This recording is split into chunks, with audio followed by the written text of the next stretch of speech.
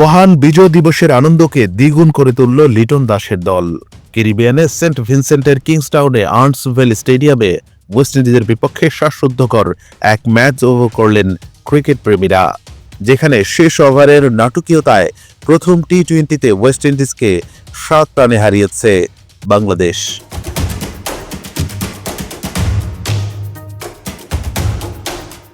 এদিকে ব্যাট হাতে লিটন দাসের সময়টা খুব একটা ভালো কাটছে না।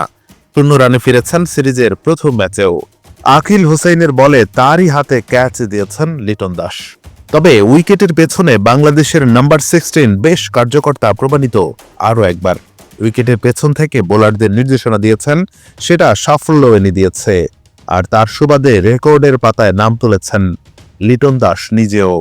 বাংলাদেশের উইকেটরক্ষক হিসেবে টি-20 এক ম্যাচে সবচেয়ে বেশি ডিসমিসালের নতুন রেকর্ড করেছেন লিটন কুমার দাস।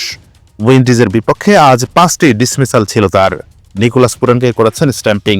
ক্যাচ নিয়েছেন Robin Powell, Andre Fletcher, Roston Chase এবং গুদাকেশ মতির। লিটন কুমার দাস এই কীর্তির পথে পেছনে ফেলেছেন তার নিজের সহ নুরুল হাসান সোহান এবং মুশফিকুর রহিমের 3 ডিসমিসালের 4টি রেকর্ড।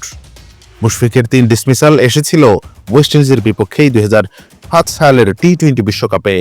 সোহানের 2 ডিসমিসাল ছিল 2021 বিশ্বকাপে পাপুয়া নিউ গিনি এবং 2022 বিশ্বকাপে জিম্বাবুয়ের বিপক্ষে। আর লিটন দাস তার 3 ডিসমিসাল পেয়েছিলেন আয়ারল্যান্ডের বিপক্ষে চট্টগ্রামে। বোলারদের দিনে বাংলাদেশের হয়ে প্রথম আঘাত করেছিলেন তাসকিন আহমেদ। জোড়া শিকারের দিনে রেকর্ড হয়েছেন তিনি। বাংলাদেশের পেসারদের মধ্যে এক ক্যালেন্ডার বছরে সবচেয়ে বেশি উইকেট শিকারের নতুন কীর্তি এখন তার। 2024 সালে তাসকিন পেয়েছেন 58 উইকেট, 2018 সালে মুস্তাফিজের ছিল 57 উইকেট, আর 2006 সালে মাশরাফি বিন মুর্তজার ছিল 53 wicket. Man of the match হওয়া শেখ মেহেদী হাসানের কীর্তিটাও জায়গা পেতে পারে এই তালিকায়। মাত্র তৃতীয় বাংলাদেশি হিসেবে এক টি-20 ম্যাচে 25 রান ও 4 উইকেট নেয়ার কীর্তি গড়েছেন এই অফ স্পিন অলরাউন্ডার। এর আগে মাশরাফি বিন মুর্তজা এবং সাকিব আল হাসানের ছিল এমন কিছু করে দেখানোর নজির। সাকিব অবশ্য এমন অলরাউন্ডার পারফরমেন্স করে দেখিয়েছেন 4 বার।